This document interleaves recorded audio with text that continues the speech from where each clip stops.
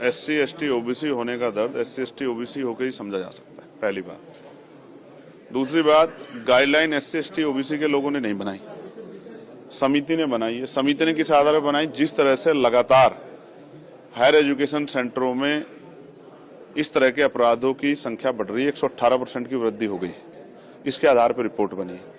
पहली बात यह है, जो लोग विरोध कर रहे हैं 90% लोगों ने शायद पढ़ा नहीं है, क्योंकि उन्होंने उसमें आर्थिक रूप से कमजोर वर्गों के बच्चों को भी जोड़ा है, दिव्यांगजनों को भी जोड़ा है, तो सिर्फ SC ST के लिए नहीं, OBC को भी जोड़ा है।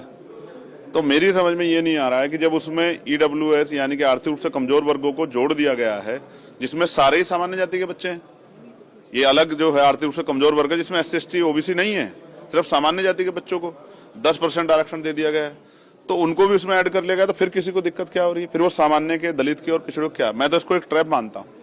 मैं मानता हूँ कि जैसे SC ST 2 अप्रैल 2018 में जो है आंदोलन के बाद उसको जो है मजबूत करने के बाद सरकार ने की, लेकिन आज भी लगातार 7 साल से कम जो मुकदमे हैं, 7 साल से कम जिनमें सजा है, उन पे वो गिरफ्तारी नहीं करती पुलिस।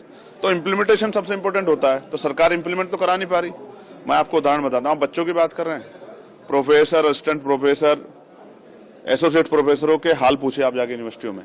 आप कोई PSU उठा लीजिए जहाँ रोस्टर फुलफिल हो रहा हो, जहाँ प्रमोशन दिया जा रहा हो, आपको DOPT गाइडलाइन फुलफिल हो रही है 45 दिन वाली, उसे भी छोड़िए। आप कोई सी सरकारी डिपार्टमेंट उठा लीजिए। अब मैं आपको इसी की बात करता हूँ, केंद्रीय विश्वविद्यालयों में सामाजिक न्याय सरकार का सुनिए, 45 विश्वविद्यालय हैं, एक SC का कुलपति, एक ST का और 5 OBC के, 45 में से 7, कितना सामाजिक न्याय देखिए। उससे आगे बढ़िए, OBC के 80% पद खाली है, ST के 83% पद खाली है और SC के 64% पद खाली है।